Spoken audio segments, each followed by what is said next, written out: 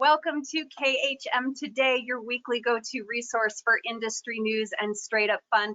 I am your host, Carolyn Orf, and today is July 28th, and we are going for gold one more time. This is the last day of the month, or last show of the month, and going along with our Olympic theme, we are going for gold today, just like we've been doing all month. So you guys, I had this whole thing, and I'm going to share that with you in a second, but you guys, just today has been the most amazing day. So if you haven't seen it, our agents are just knocking it out of the park.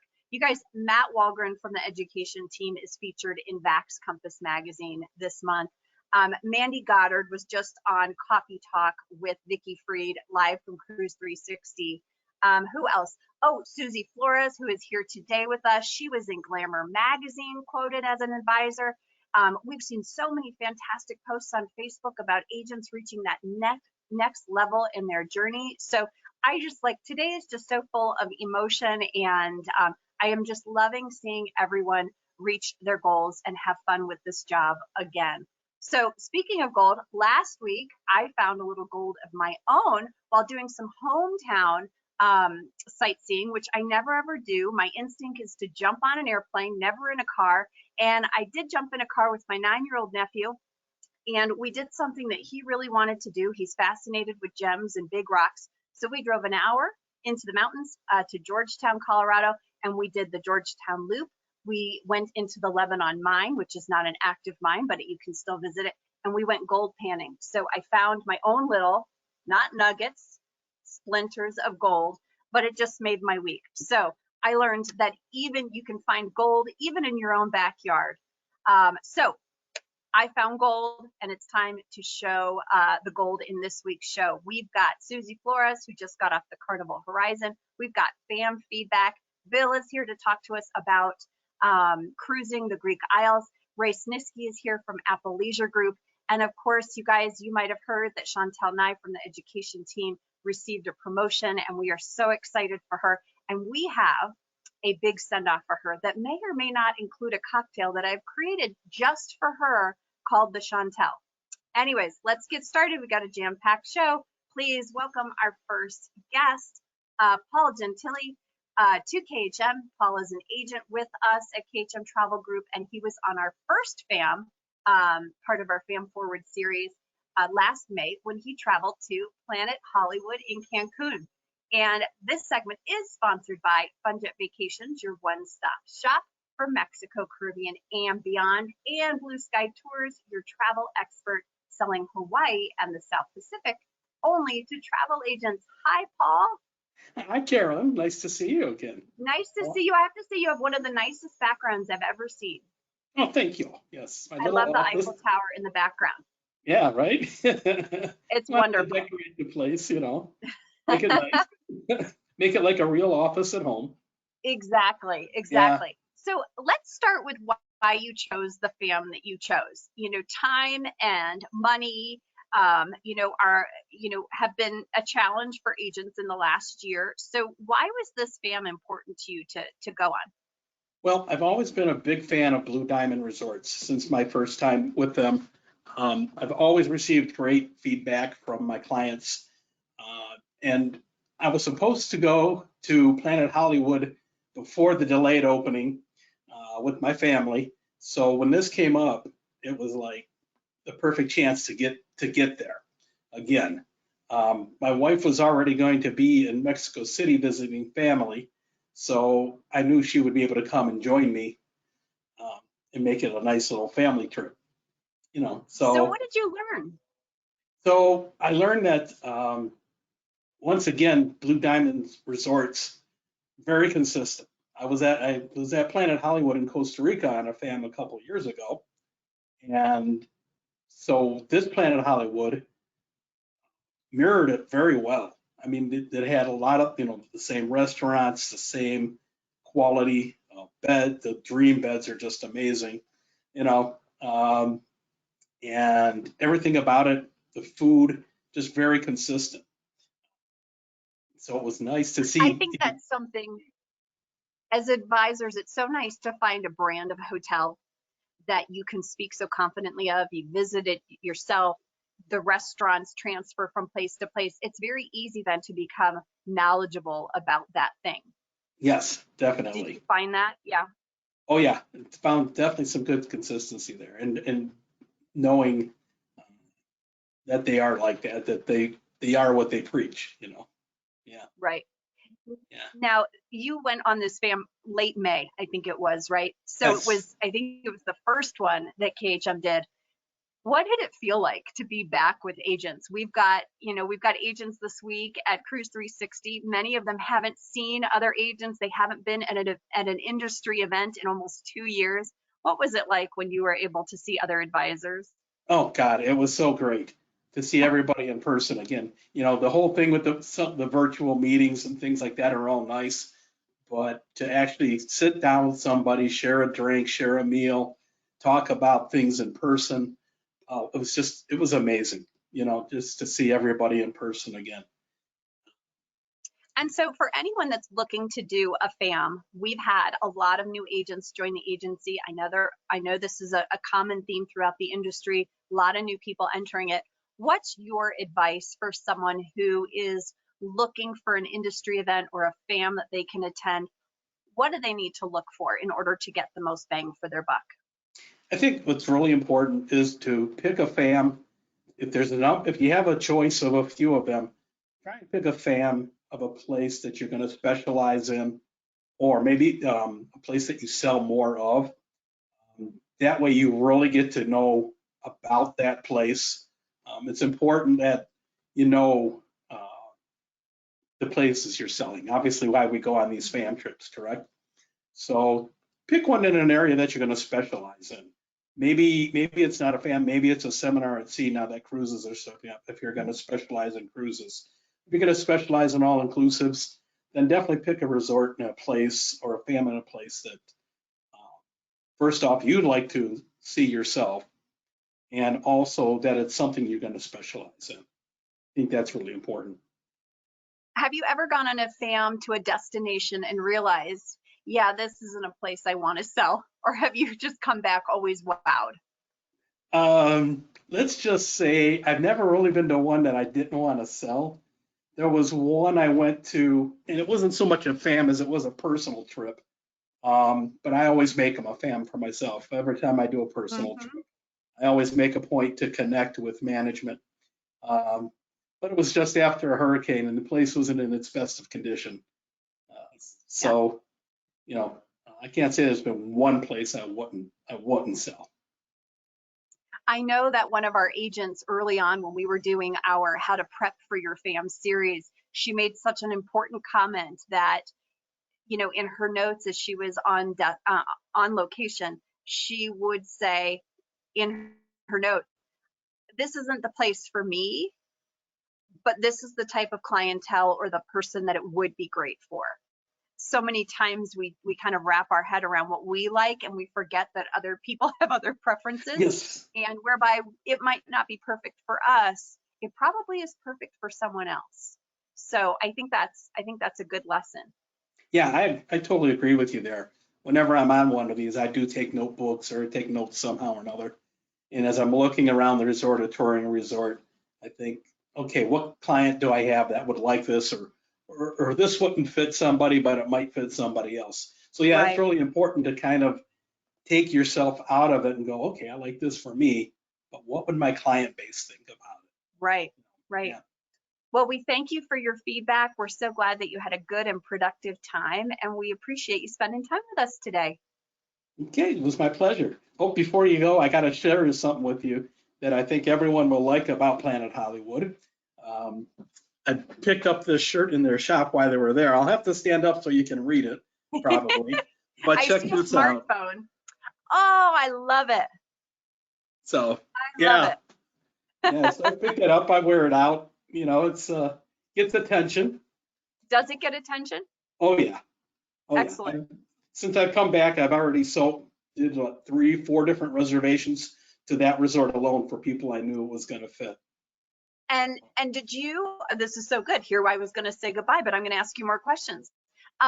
Did you do that? Did you call them and say, I've got the property for you? Or did they see you on social media visiting this property? Um, the majority of it were people who saw me doing some of my lives while I was on resort. I mean, I always post, and for the first time, Fonda Keeler, who, by the way, is an awesome BDM, she kind of taught me a little bit about doing some live presentations.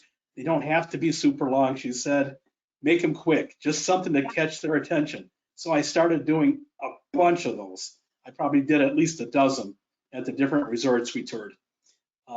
And the immediate response was overwhelming. Yeah. And this is exactly why we do it. And that is what our supplier partners want to see, is that you've gone, you're doing these sorts of things, and you're bringing those clients to them. So well done. Yes. Thank you. So, Paul, thank you so much. We can't wait to see you in person soon, hopefully. Oh, yes, I will be there in October. I plan on it. Awesome. Yes. Oh, thanks so much. You have a great rest of your day. All right. Thanks. You too, Carolyn. Thank you. See you guys. I love it when the magic happens between visiting a property and coming back and selling it.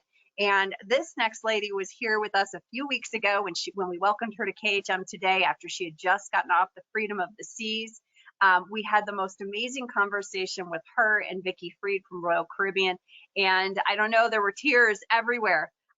Just because there was so much joy in that conversation. So, ahoy, Susie from Cruise 360 in Fort Lauderdale. Hello, Carolyn. Hello, KHM family. I'm coming to you live from the Diplomat here in Hollywood, Florida. We're so glad that you were able to join us. You just got off the Carnival Horizon. What was your experience like? It was different than my Royal Caribbean adventure of the sea sailing from Nassau. Cruising is back. Carnival is back sailing, sort of like how it was before, Carolyn. I will always share with you my honest thoughts. The protocols were different than Royal Caribbean. As you may know or not know, Carnival is sailing at 95% vaccinated guests, with only 5% unvaccinated with medical documentation, and then some children were also on board. But it was overall an amazing experience. My kids, I took my 2 teenagers with me who are fully vaccinated, and we had an amazing time. It was sort of like COVID who, with safety precautions, of course. Mm-hmm. Did you find, so besides the protocols, we have found that the conversations between the cruise lines for the last 16, 18 months have been apparent, right? They've all said it when they've come on the show. Yes, we're talking to everyone. One of us succeeds, we all succeed. Besides the protocols to get on the ship, did you see some similarities, whether it came to dining or masks or entertainment or anything like that? There were some folks that had masks on board. Obviously, there was a few signs that said if you are unvaccinated to wear your mask, Carolyn. The one common denominator between Royal and Carnival was that the necessity to have a smartphone with you, because so much stuff is on now QR codes. So like the menus, the bar menu, the muster drill. I mean, even the daily cruise compass, or what's happening. We didn't have any paper. What are they called? Used to be called Carnival. The daily. I'm here with Bill, you guys. Sorry to spoil you. Yeah, the daily compass. I forgot I forget what it's called with Carnival. But they used to get your daily ones in like the night before. It would be in your stateroom. Well, now everything's on your phone. So the need to have a cell phone, whether you're sailing with Royal or Celebrity or Carnival, is really a necessity. And maybe even learning how to use it, and then helping those that may not be like super happy about having to use a smartphone to cruise. It's going to be an interesting conversation moving forward, because I know that I just had this conversation with some clients that are getting ready to sail at the end of August, and they were not happy. And these are frequent cruisers. I mean, we're talking 6-7 weeks a year they go, and they're basically saying, if we've got to travel with a smartphone, we don't want to go. They have one, but they don't want to be tied to it. So this is going to be some interesting conversations moving forward. Um, I think what was it's the, also, though, an engaging piece, Carolyn, sorry to interrupt you, no, where you could really, again, see the value of us as travel advisors. And maybe if you have a client that lives near you, getting together, having coffee, bringing out your phone and saying, look, this is how we do this, and really walking them through it yeah, as much as you can before you get on the ship. You can use that and say, this is the value of me, right? Or if you have a client that's across the country, I have a lot of clients that don't live in California, having like a FaceTime call with them, and then finding out a way, or Zoom call, finding out a way to like really walk them through that process, especially for our folks that are a little more senior, we'll call them, that might have some technology challenges. Like this is the part where I think we could really come in and step up compared to booking online or booking direct. right. Great points. What was the most fun thing that you did? Oh my gosh. Half Moon Key. If you have not been, you need to go. I have some amazing pictures on my social media. You guys, it's a tender port, but you get off the ship once you're docked and you walk, and the water there is stunning. It is gorgeous. Swimming there, my kids were so happy. Beautiful, the softest sand with the ship behind you. It was, I want to go back so bad. And then our sailing had a stop in Bimini. So it was the first time Carnival had visited Bimini. Bimini is also like on a whole nother level. There are some, let's say, adjustments that I think they're going to have to make because that port just kind of opened up to the cruise lines. I think Crystal had been there before us. So Carnival, Crystal. So they're still kind of figuring out like how to make a few things work, but the beach, the ocean, Carolyn, I don't know if you've been, it is amazing. It is beautiful. So for me, it's visiting port destinations that I had not been to and really being able to share those experiences with my clients that want to go there was priceless. Well, and I love that you said my kids were so happy, because for those of us that are watching or listening, the last year with kids has been a challenge. So to see those genuine smiles back on their face means the world to us as human beings and as parents. So the fact that you brought that up and just said my kids were so happy, I can understand that sentiment. Yes. Yeah, having two teenagers live through this pandemic.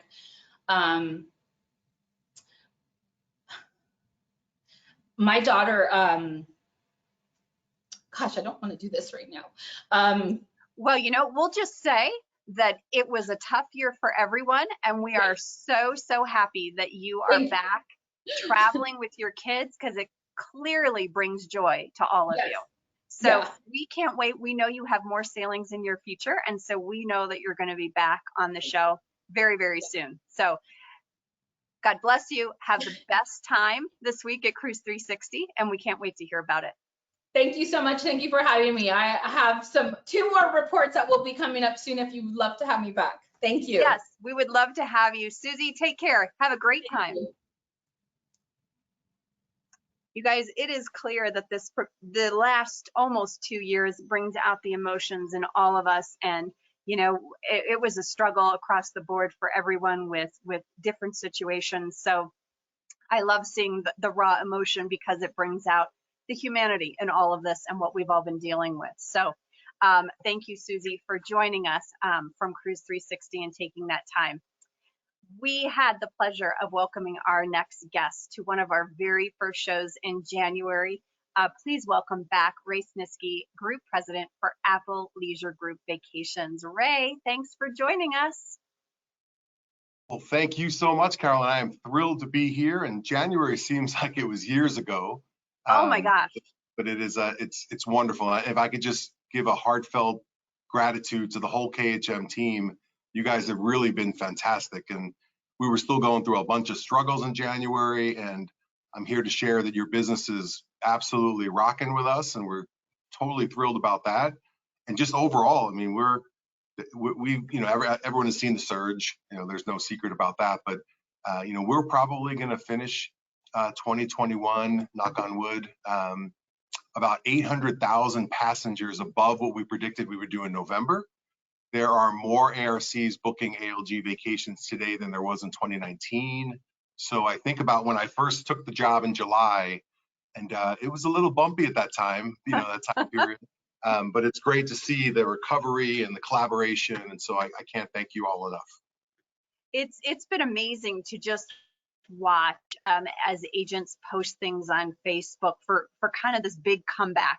It almost feels like, a sporting event where we've stuck through it, and now you're starting to see agents reach those goals. And it truly just warms your heart, because we know where people were emotionally over the last year, that you almost didn't know what to say, and now what you get to say online is, this is fantastic, congratulations, where those words weren't coming out of our mouths a year ago. So I'm glad that everything is going well. They were, and actually when I first took the job, we were not in a great spot, and so there was a lot of things we had to do really quickly to turn things around.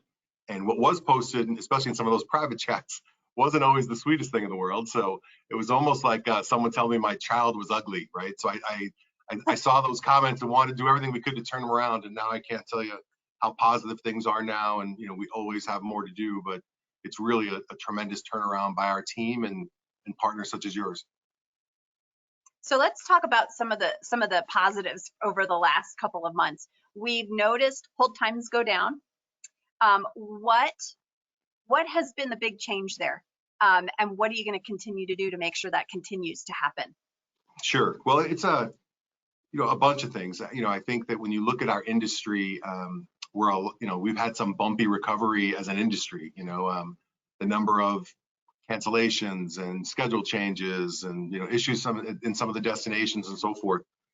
And I think the speed of the surge, which obviously we're all pleased with, caught everyone by some surprise. And so I can tell you that a big ramp up. We've hired 900 contact center individuals since January. We've really focused on our efficiency and process improvement.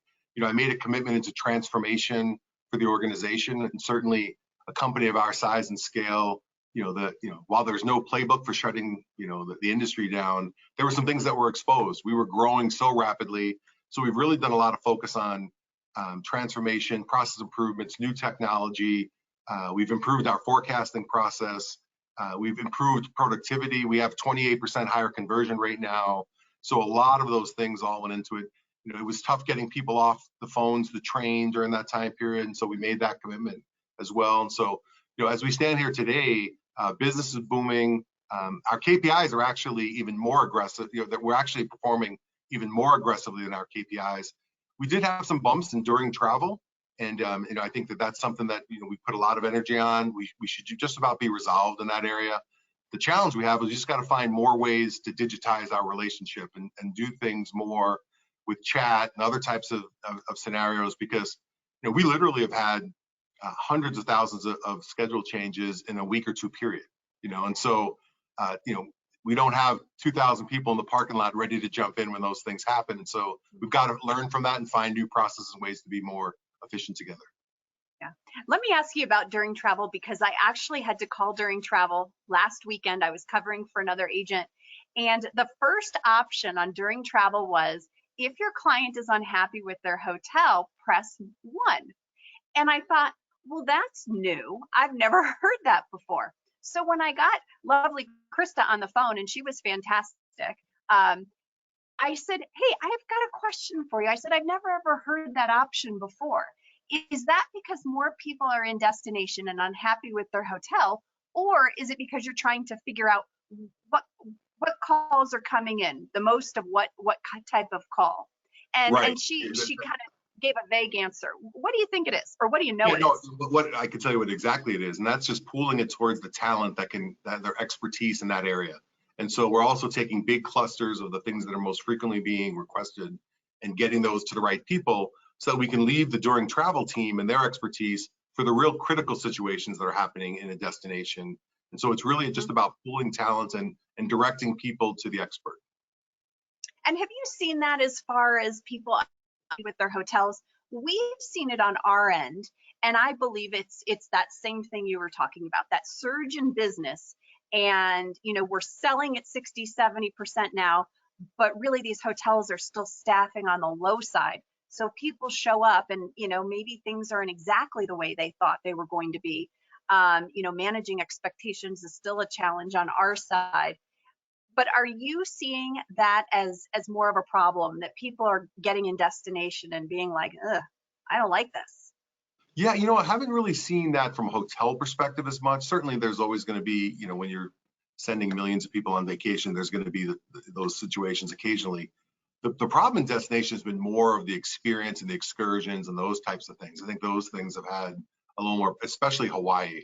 Hawaii has been really bumpy in its recovery. There's been different moratoriums. There's been things that have been canceled or dramatically reduced, just when the people arrive. And so that destination has probably had the most challenges, there. But for the most part, the hotels, they've also had to balance with these limitations in occupancy percentages. Sometimes it was only 50, then we're up to 60 and so forth.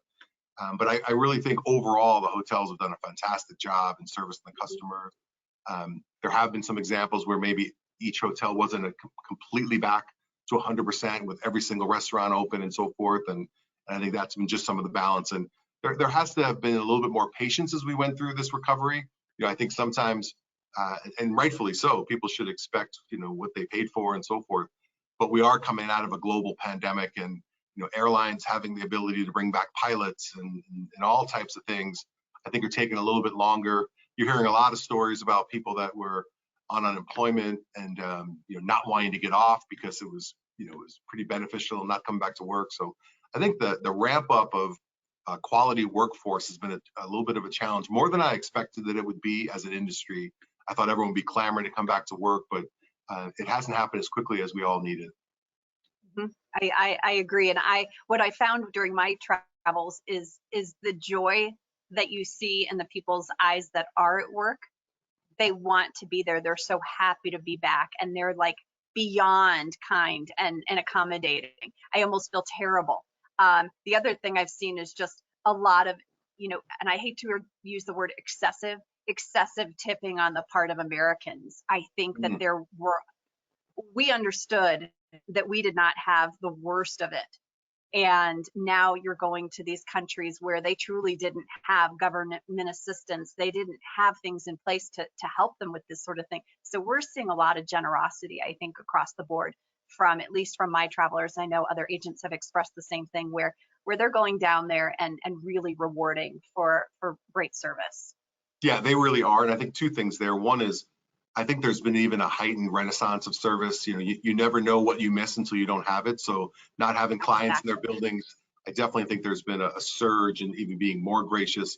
The other thing is that when you really look at the recovery from the pandemic, especially in places that we all collaborate on, like Mexico and Caribbean, it really was the US market that drove everything. Canada got shut down, Europe was shut down, South America was primarily shut down. So seeing that graciousness from the US customer was really welcomed by all in destination. Let's chat real quick, because you just had the opportunity to visit a brand new property. Dreams and Secrets, I believe, are next door to each other in Bahia Mita, which is outside of Puerto Vallarta. What was your experience like? What can we anticipate when we sell this property? I can tell you, it is architecturally, it's one of the most impressive hotels I've ever seen. It's really creative, especially in the Mexico market. It's really fantastic. It's going to be a great resort for both of the resorts. It's going to be great for weddings. They've got a lot of places for real cool, unique settings and picture taking and things along those lines. It's got an amazing, really the epicenter of the resort is this enormous circular structure that has water cascading down below where the spa is. And it's really inspired by the cenotes of Mexico. So it's really just fantastic. Lots of rooftop lounges and pools and so forth, and fantastic restaurants. The food quality was outstanding. The service was great. They're still completing some things. It's a soft opening right now, so they're still completing a few things. There's a fantastic restaurant, Bordeaux, that's multiple levels. That will be fantastic. Olio at the top of the Secrets Hotel is a pool lounge and restaurant that is really just breathtaking. And even though I've obviously been to Vallarta a number of times, those sunsets there are unlike any place in the world.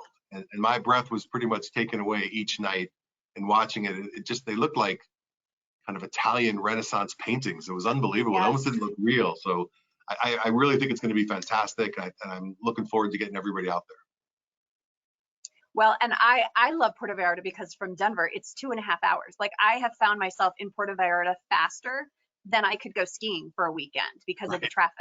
So whenever we're like ski weekend or 4 days in Puerto Vallarta, which one? It's a toss up. I want to talk a little bit about reflecting on COVID. You know, we had a lovely guest on from the cruise line a couple weeks ago, and you know, she was all about, we're not looking in the rear view mirror anymore. We are looking forward. Do you find yourself with that same mentality, or do you still find yourself looking back a little bit in order to push forward with some of these initiatives to make things better and more streamlined? That's a great question. And really my philosophy is there's a reason why the windshield is really big and the rear view mirror is very small, is because we should be looking forward and not backward. But when it comes to, you know, experiences and ways to be better, I think the learnings are always greater than the experience when you can go back and say, you know, I look at things now, if I could have rewound the time frame 2 years, 3 years, there's a bunch of things I would have done differently with ALGV to prepare for ourselves, be more into efficiencies and more digitizing how we work with folks. But I think the thing I'll take away from 2020 that I keep drawing back on is how much more dynamic we need to be as an industry, and how much we have to be able to look at information and move quickly and make adjustments. And I think, you know, and then having clarity. I mean, I think one of the things that really brought us back very quickly is we were focused on clarity, because I believe that clarity provides energy. Energy then provides action. Action provides momentum, and that gets the confidence. And so that was the case. We focused on not only what we were going to do, but what we weren't going to do. And we were very, very focused that way. So there were a lot of learnings on how we operate. And I look at what we accomplished together as an industry.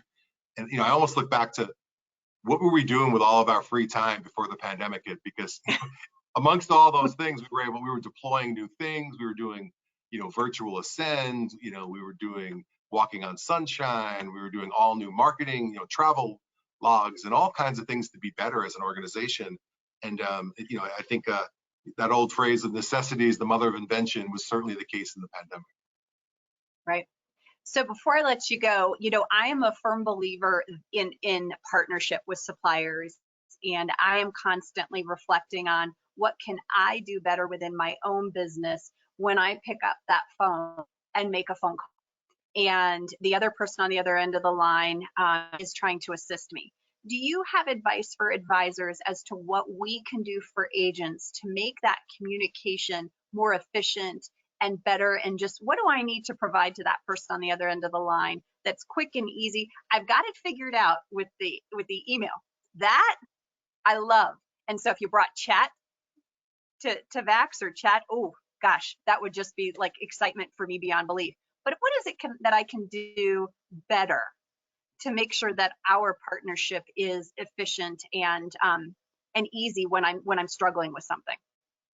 Great question. And I think the most important thing is, whether it's ALGV or someone else, is really understand the toolbox that that partner has. What are the ways that you can engage? What are the ways that you can communicate? You know, what we did find a lot of during COVID, there was a lot of uncertainty. There was a lot of uneasiness, changes of policies, destinations were changing. So things that could have been done outside of a contact center were still gone to the, you know, we had people calling to send new documents and all kinds of different things. So I think that, you know, for us, we're looking at all different ways, like I said, that we can digitize. You'll see us continue to expand chat. We've had some great, our beta, you know, we've got about 1,000 agents in our beta program right now, and it's been an absolute home run. And so I think finding ways to be more efficient, and certainly the contact center is always going to be a tool and always going to be something that can help you close a sale or support you, but it shouldn't be the end all for everything. And you know, if you look at our industry, many airlines have 4-hour, 6-hour, 7-hour hold times right now. And so we've all got to find other ways to communicate outside of the, you know, using the phone. And so as you see us continue to roll out more things, we've done some things with automation on transferring travel credits and all different types of things. Is just to really be abreast of the tools that we have and just be engaged, and any questions you may have for your BDM or so forth, they'll help guide you. But if we can be more efficient on the other side of this, I think it just lends to a lot of success for all of us involved.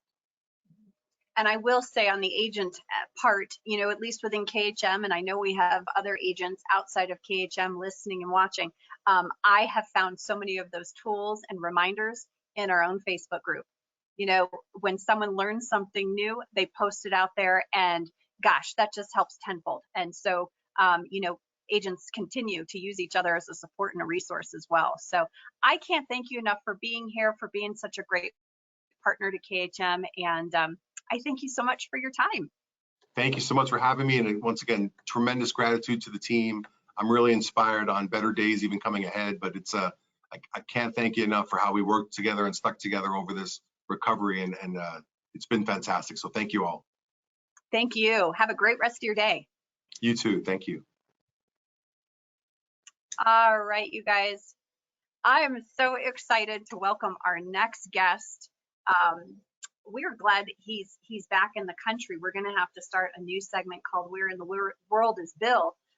He is all over, but today he is live from Cruise 360 down in Fort Lauderdale. Please welcome Bill Coyle, Director of Education and Programs at KHM Travel Group. And this segment is sponsored by MSC Cruise Line. Cruises designed to enrich, delight, and create unforgettable experiences, leaving year-round from Miami and Port Canaveral. And we know that MSC does sail in the Greek Isles, which is what Bill is going to talk about. Have you lost something, Bill? You're looking around. I lost my book. It's somewhere around here. Here it is. Hey, Carolyn, if the background looks familiar, it's because Susie was just using this background. Yep. Hilarious. I love it. And so we're talking about your Greek Isle cruise. And what I loved when you came back is you said 85% of my Greek business is land. And I learned so much being on a cruise. So would you share some of that with us today?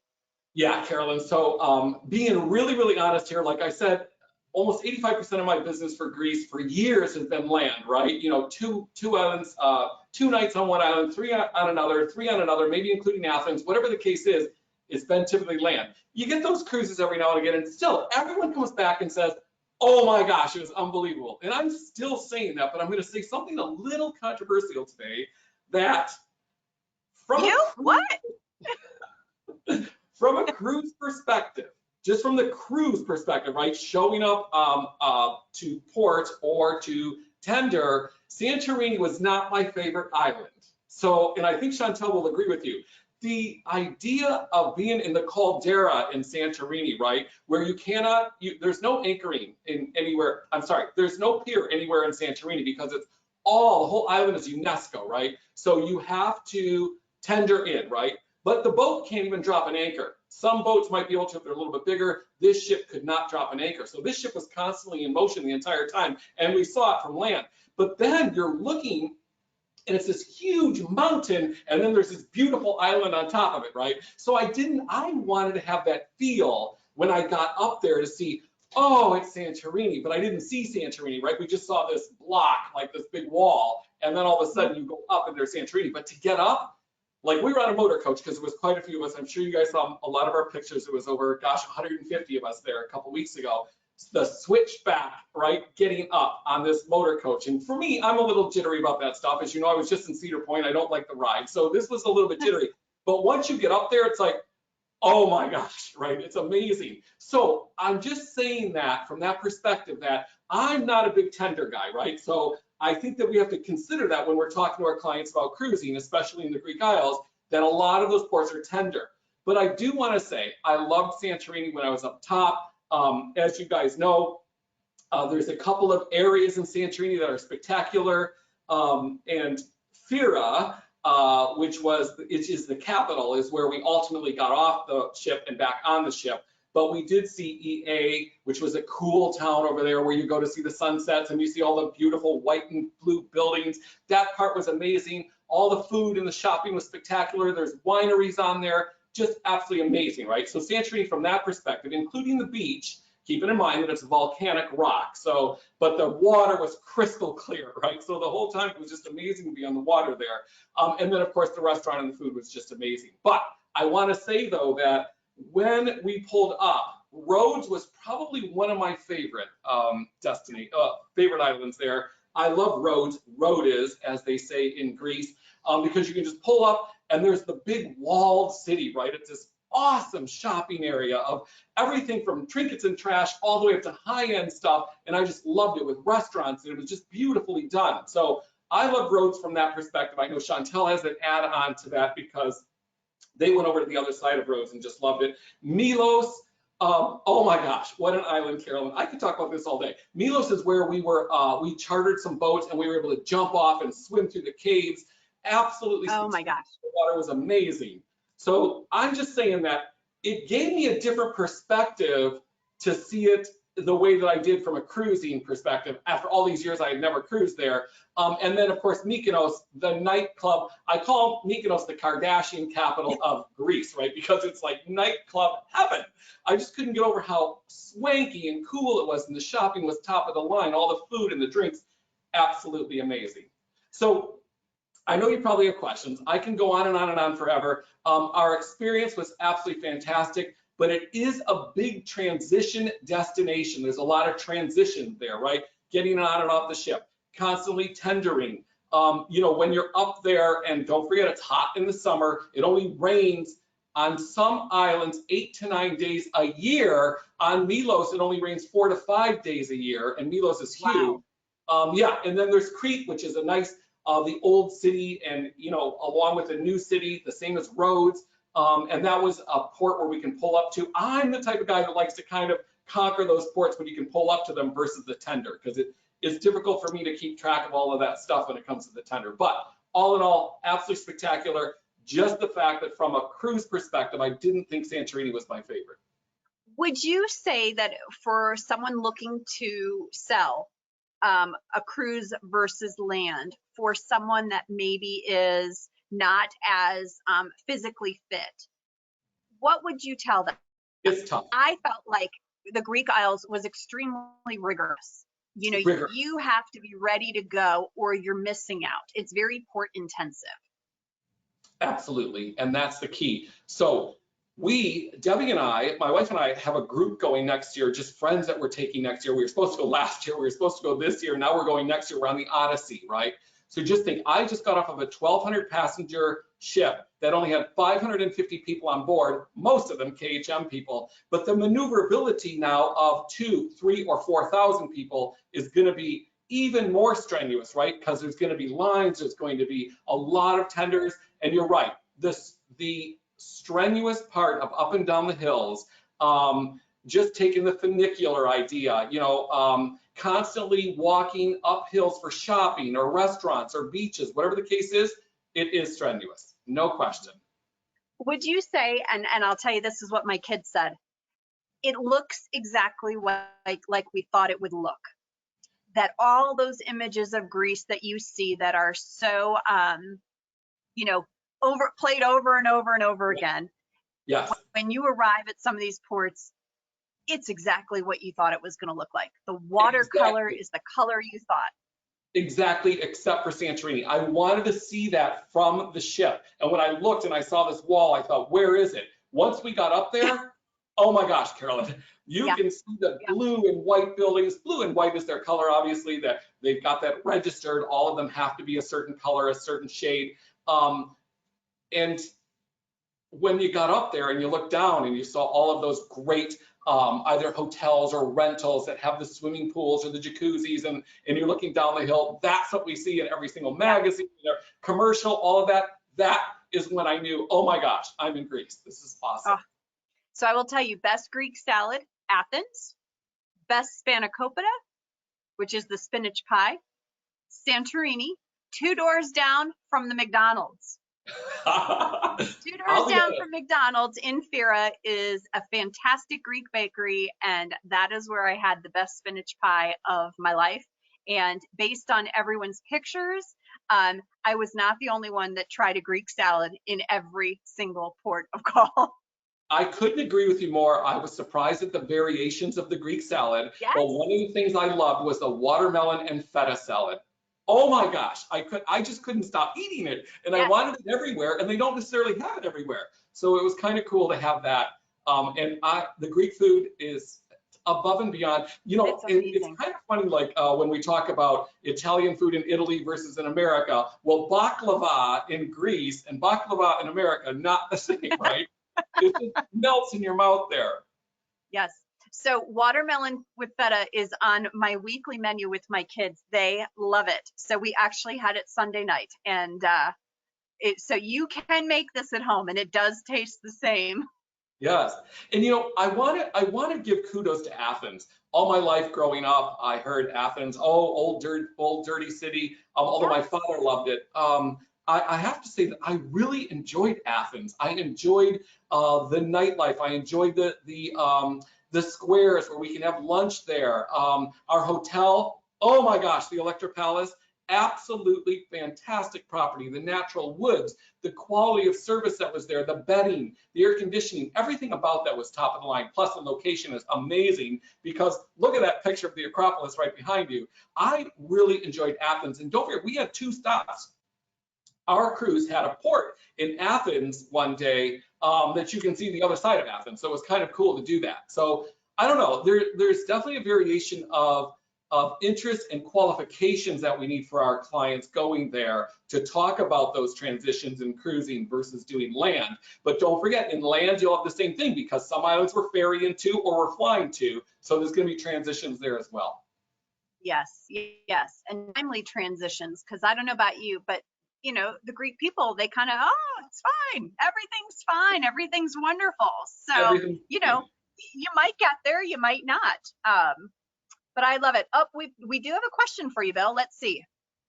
Let It's me probably see if I someone can find it. downstairs who's at Cruise 360 right now, wondering where I am. Yeah, right.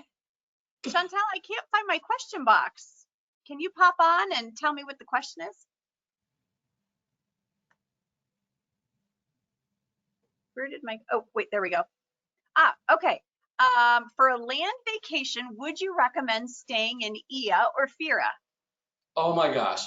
I think Fira. I think visiting Ia is nice, but affordability is out of control. If they can afford it and they love it, and that distance to go there, that's great. But I think Fira gives you that more centralized feel for the island. There's more offshoots right from Fira. And then, of course, heading over to Ia is a good idea to go see it, especially in the evening for the sunsets. Well, and that was one island on our cruise where I said, this is where I'd want to come back and stay, because the length of time I had to explore was not long enough, because we know it's a small island, transportation is tight. And so, you know, getting in that private cab and going from point A to point B, I just kept worrying about missing the ship. So, you know, that's someplace where I know I want to go back and actually stay. Yes, absolutely. So, Bill, thank you so much for your thoughts. We've got one more question. Is this the best time to plan to go to Greece for a group of 10 people, August through December? Best months, August and September, by far. Yep. Great question. I was there end of July and August, and it was pretty steamy. Loved, but it was pretty steamy. Yep. So. For me, Europe is September and October for me. That's when I go. I absolutely love Europe in September and October, especially Italy, Spain, France. But Greece now is added to the list, and we're going September 19th next year. So I'm very fortunate to be going in that month.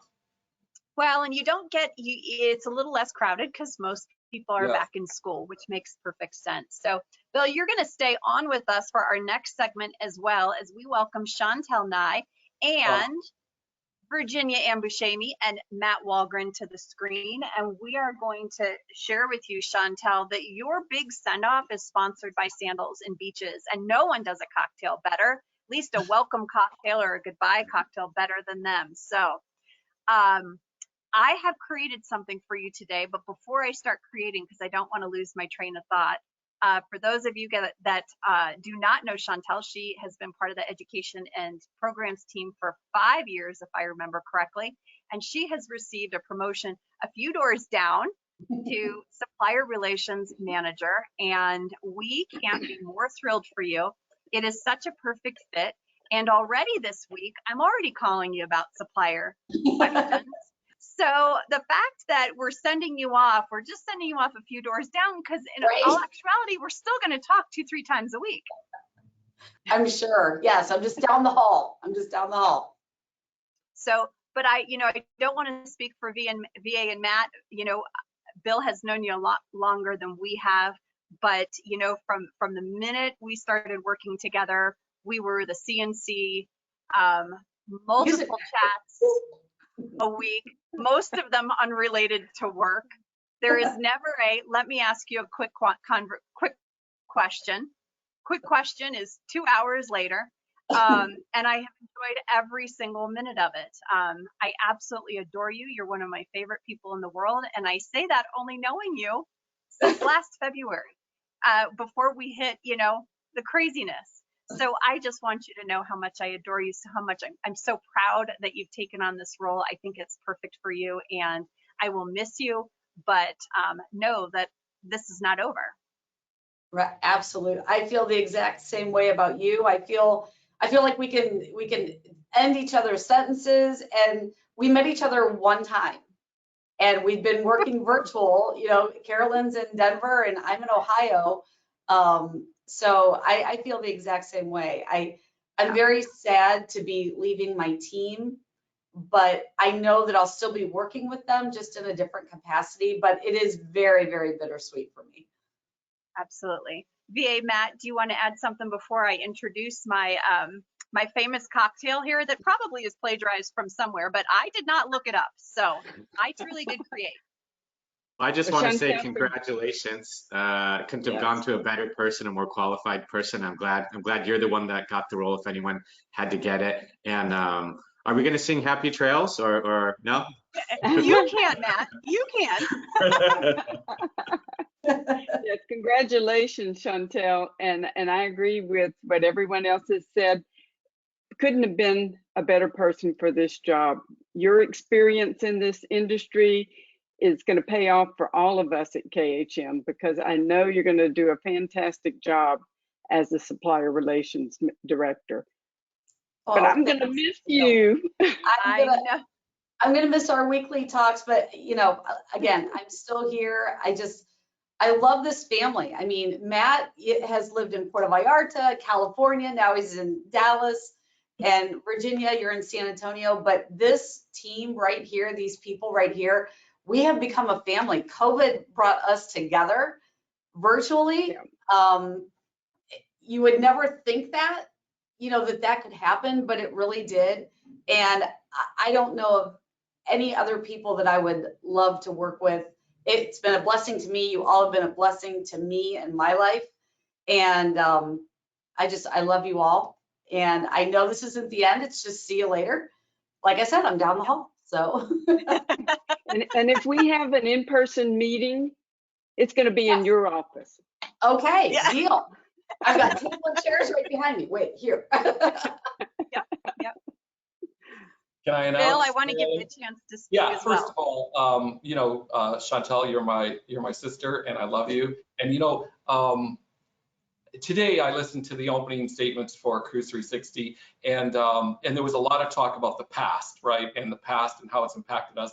But let's just talk about the future and how awesome we're going to do together in the future, and how many great things we're going to continue to work on for the sole benefit of our agents and our companies. So I just look forward to a lot of good things coming up with you. And I do want to announce today that all of you will be attending our KHM Together again in person in October. Oh, I can't wait to see you guys.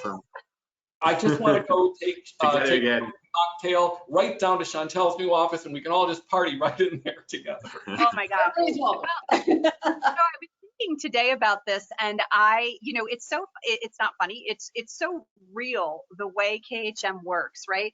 Everyone has their office or their space, but the way everyone has to work together is really amazing. I mean, you think it's just education, but who joins our meetings? You've got Robbie and Sam because they're marketing and video, and you've got this person, and then, oh, I need to talk because we're talking about compliance. So Karen and Janet are coming over. I don't know that there's one week where someone isn't pulled into the conversation from another department. So whereby there's different departments, it's still everyone has to participate in order to make it work. And I think we've seen that tenfold just with this show. everyone has to participate in order to make it work, and everyone does it with such joy that, you know, you're not going anywhere. Well, because we have one goal, and the one goal that we work together is for our agents. Yes. Bottom line, that's what it's about. It's about our agents. So yeah, we're pulling everybody in from every different department, which you don't see that in many companies. You know, each department has their own time and their own division, but that's not how it is at KHM. So Exactly. And So Carolyn, for the special congratulations on occasion, a great show. You're doing an amazing job on the show, and we look forward to it the rest of the year, and the success of the show has just been going awesome. yes. oh, it's so fun. And it's so fun because of everyone that comes on to participate. I mean, you know, you can plan this out and have a script as much as you want, but at the end of the day, you don't really know what's going to happen. So it's really fun. But I have to tell you, Chantelle, so, you know, I'm not a bartender in the house. My husband is. But, you know, watching him kind of create had inspired me. And so I did a little like recon to find out, like, what is Chantelle like? So Bill says, well, every time we go out, she's a Long Island iced tea girl. I said, well, I don't know what to do with that. So then I'm asking people who are on your fam, when you had a drink, what did she drink? And they kept saying margaritas. So I created a margarita for you. And I wanted to kind of do it based on your personality. So I think you're like smooth with a little kick, because every once in a while, you know, we'd be like, oh, Chantelle. And then all of a sudden she'd be like, boom, let me tell you what I really think. And Absolutely. so I have to tell you, oh, my phone just dropped. So you're going to laugh because this is this is like Food Network level stuff. I infused tequila with jalapenos for a kick. Now, I overdid it a bit. So, you know, you don't want to do as much as I did. It was like a cup of tequila with, really, it should have been like a quarter of a jalapeno. But you just throw that in a jar overnight and then you strain it. So Okay. in our margarita today, oh, I don't want that. I want this. I've got my canister filled with ice, and I'm going to take 2 ounces of our, or, you know, like one of these 2 ounces of our infused tequila. Okay. And I'm going to put that in our shaker. And then I'm going to use, if you've never used this stuff before, guys, I love this because I like a margarita, but there's a lot of like sugar and stuff. This is the 5-calorie stuff. So I'm going to take, I don't know, like 2.5 of that. I'm really particular about my measuring, so not really. 2.5. Yeah. Of course, like I do, Chantelle. So, yeah. We need to Yeah, have aren't we supposed Susie to talk Bob after break this? down I the might be on the floor. Okay, now here's the smooth part. Because you're so smooth and, you know, just so kind and generous, we splash a little Grand Marnier in there. And that's going to take out some of the kick. Because I'm telling you, I overdid it on the jalapenos.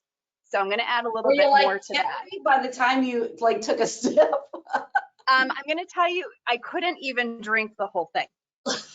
So then, because it was that spicy. So then I shake it. I think I got everything in there. And then, you know, we have